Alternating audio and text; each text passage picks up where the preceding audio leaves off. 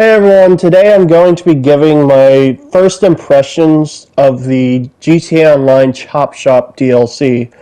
This DLC had just released about a week ago, and I feel like I can get a good summary of what this update is going to be about. Now, note that there is a lot more content in the drip feed, and this isn't going to be my final verdict. My final verdict of the update is going to come at a later time whenever all of the drip feed has been released.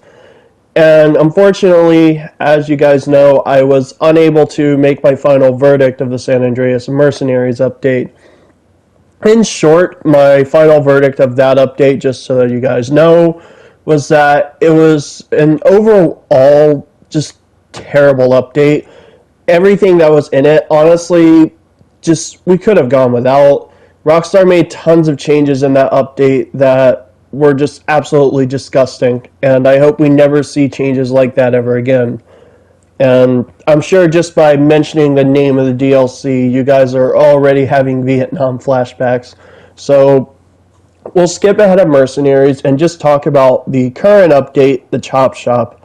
Now, the business itself, the, Chop Shop, is actually a pretty decent business in terms of like how fun it is. The missions themselves are fairly easy, and the missions to steal like high-end vehicles is actually really fun.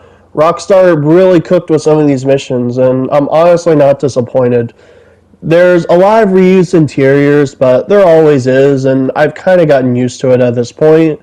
And honestly, it's not that big of a deal because the interiors are used in really clever ways. Unfortunately, something I really do not like, and this has become a sort of pattern with Rockstar, is that the cooldown for these missions is absolutely insane. You only get about 200 to 300 grand, maybe 400 if you're lucky, when you steal these vehicles. And well, you end up having to wait until next week if you ever want to play more of them, which I think is absolutely stupid. The cooldowns should have been way less, and it should have been on an individual basis for the vehicles.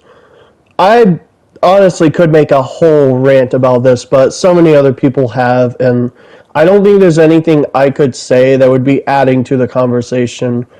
So I'm just going to move past that, and I'm just going to move on to other stuff about the update. For instance, the wildlife. Yeah, wildlife is now in the game now. There's animals all over the map. There's cats around like the city and different alleyways and roads.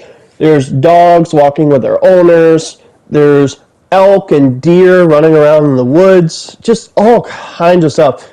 And granted, this has been in the game since like 2013 in story mode, but it's really nice seeing this in online. It's already added so much more life to the game that it's really been needing for a long time. And I'm honestly really glad we finally have this.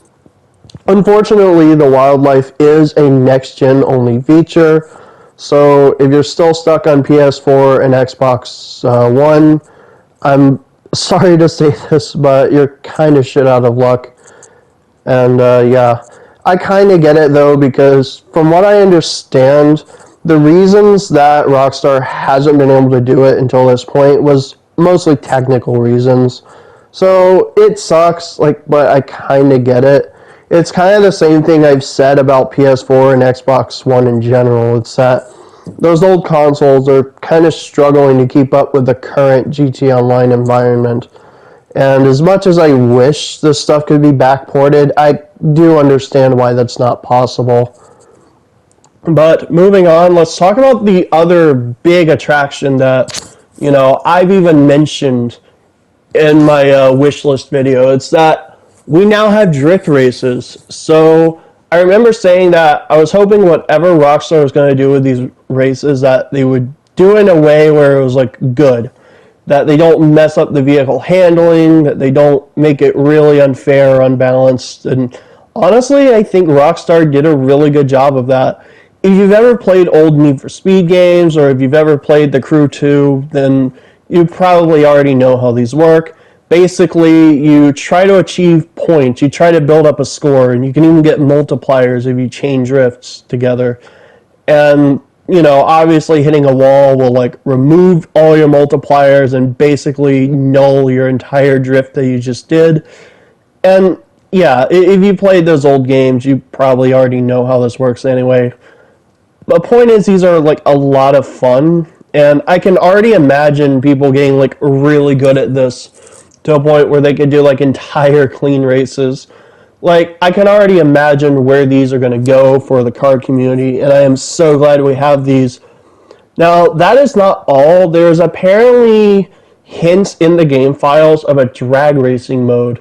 So, yeah, my inner child is really happy right now because they're bringing back drag races and drift races. That's something I really haven't seen for like a long time, and that's awesome. So, here's hoping that works out well. Now, as for the vehicles of this update, I haven't been able to get many of them because unfortunately I I wasted all my money buying the chop shop. Yeah, I had like $10 million when this update came out. I spent like over half of it on the chop shop, and I only had enough for like a couple or a few vehicles. I've managed to get the what was it? The new Ferrari, but I'm sure you guys know the one. It was in all the Omaggio. That's what it was. I managed to get that, and I also managed to get a police cruiser. And yes, you heard me right. Rockstar has made 2 new police cruisers, like, available to all players, and these are like entirely new models, by the way. The regular cruiser even has like all sorts of new customizations. It's absolutely insane. Well worth that $3 million price tag. Now, I don't know why all of a sudden now they're deciding to give us police cars, but I do think that's neat. There are like missions in the drip feed that have to do with like cop cars. It has to do with a certain character who I won't mention for spoilers. But honestly, I'm looking forward to that. It's going to be a lot of fun. And of course, we need to talk about the quality of life changes because, as has been a recent trend, Rockstar have made a bunch of changes to try and make the gameplay experience more smooth. And first of all, we have to talk about the completely revamped interaction menu. Like, oh my god, it's unrecognizable. Feels more like a 5M server than vanilla GTA. Everything is super organized, and you know what? Despite my muscle memory getting completely blown to bits, I'm honestly glad this change has been made. It'll take me a while to get used to everything, but the fact that everything in the menu is more like organized and, the categories are more even, I really do think that's a net positive. Also, I find it absolutely hilarious that the easy way out option in the interaction menu is gone. It still exists, but you have to go on the pause menu for it. And I'm sure there's a lot of tryhards probably bawling their eyes out right about now. And that brings me joy. There's also a new option for next-gen players called Manage like Garages or something. Vehicle Organization, that's what it's called. And this is such a welcome addition, but unfortunately it is only available for next-gen players. Either way, last-gen really is missing out on this, but fortunately something they're not missing out on is the house specification feature. Yeah, so you know how on Next Gen for a long time now, you've been able to buy people's personal vehicles at the LS Car Meet? Well, that is now a feature on PS4 and Xbox Series, PS4 and Xbox One as well now. You can do that on last gen. So I guess that's nice. A lot of those vehicles Rockstar removed are now, attainable in other ways. That's good at least. I'm honestly wish they would just add the vehicles back, but I guess this is better than nothing. So overall, what do I think of this update? Well, I'll say this much. It doesn't leave a sour taste in my mouth. It's honestly just a lot better than Mercenaries.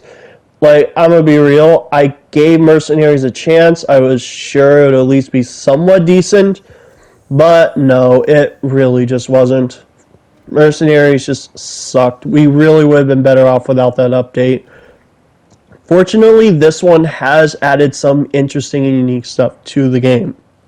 And as of recording this, there are some bugs with the update, but nothing like Mercenaries was.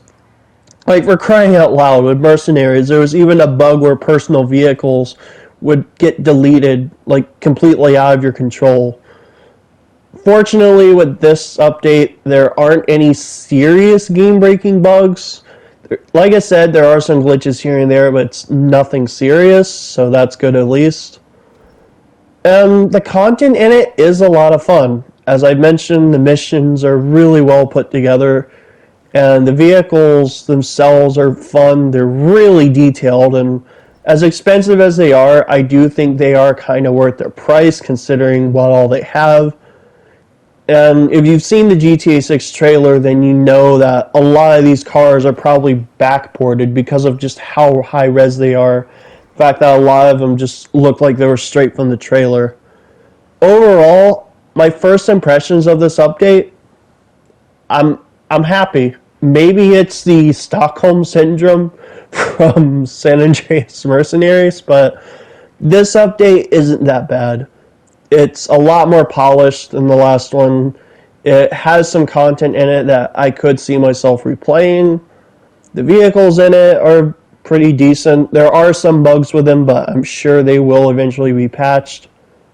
And I can't wait to see what's next. There are some events that are going to come out specifically for this update, which I will probably talk about when they happen.